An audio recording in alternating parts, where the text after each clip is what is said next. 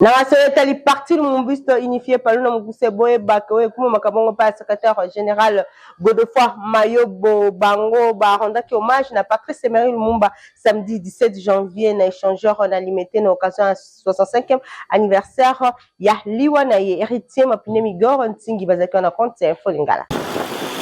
17 janvier 1961, 17 janvier 2026, et Kokesi Lelo 65 ans, depuis premier ministre de la République démocratique du Congo, Patrice Emery Lumumba, azalaki assassiné. Pona milulu ya mvula oyo, lokola momesano, parti Lumumbiste unifié, palu na mokuse, batikala kisimate, bango pe bazalaki toujours présent, ndenge kaka ba accompagnaka, ba journée nyonso oyo bakanisaka, ba héros nationaux ya République démocratique du Congo, lokola Laurent Désiré Kabila pe Patrice Emery Lumumba bosimba ke parti Lumumbiste unifié barandaki ba hommage et pa ya héros national Patrice Emery Lumumba na mausolée na ye oyo ezali érigé pona honneur na ye na échangeur ya limité na ville ya Kinshasa capitale ya République démocratique du Congo pa wapi ba cadre pe ba militant elongo na ba sympathisant ba sanganaki pona kokende tina échangeur ya limité bango wana makolo loyembo mabina ba drapeau ya palu na maboko bakendaki ti ko se recueillir liboso ya relique ya premier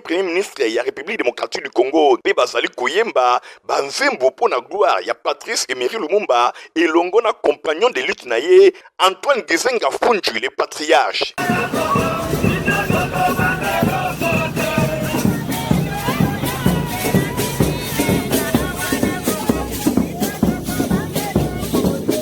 Tango bakomaki na échangeur ya limité liboso ya monument ya Patrice Emery Lumumba moto epelaki na ndenge ya kosakana te parti Lumumbiste unifié balakisaki ke bango nde ba véritable compagnon ya Patrice Emery Lumumba pe tango nyonso bazalaka présent pona kokanisa mémoire na ye na milulu ya boyi.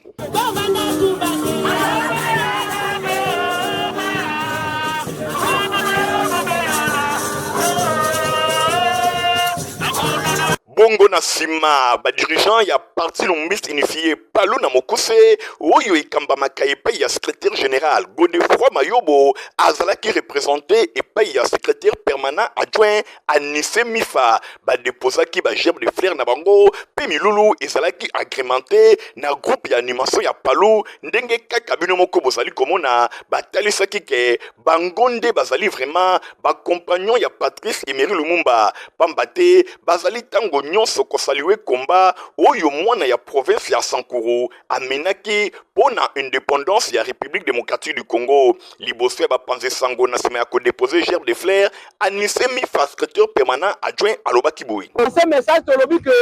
Congo eza na indépendance parce que Lumumba lutaki. Congo eza na liberté tozoloba boye parce que Lumumba a lutaki. Biso peuple congolais ezala l'état ezala biso population tokoki kobosa na ba héros nationaux na biso te. Tangu tozobosa na ba héros nationaux na biso tozo kabwana na histoire parce que un peuple oyo azo kanisa histoire na yete moyen organiser présent ezate kobosa na Patrice Emery Lumumba ezali kobosa na avenir po peuple oyo azali kosala boye azali kokabwana na histoire na ye na occasion oyo les privés partis ya République démocratique du Congo encore en activité basengi na gouvernement pe ensemble ya peuple congolais ba perpétuer lutte ya Patrice Emery Lumumba pe lisusu ya Laurent Désiré Kabila pona indépendance pe souveraineté ya mboka palu asengi pe na gouvernement a honorer mémoire ya ba compagnon de lutte ya ba héros nationaux mingi penza Antoine Gizenga oyo a sacrifié ki vi na ye pona unité souveraineté ya République démocratique du Congo. Patrice Emery Lumumba azali ko occuper place moko centrale na philosophie politique ya parti Lumumbiste unifié. Ancien premier ministre ya République démocratique du Congo azali bongo na titre posthume carte ya membre numéro 001 ya parti Lumumbiste unifié pe Antoine Gizenga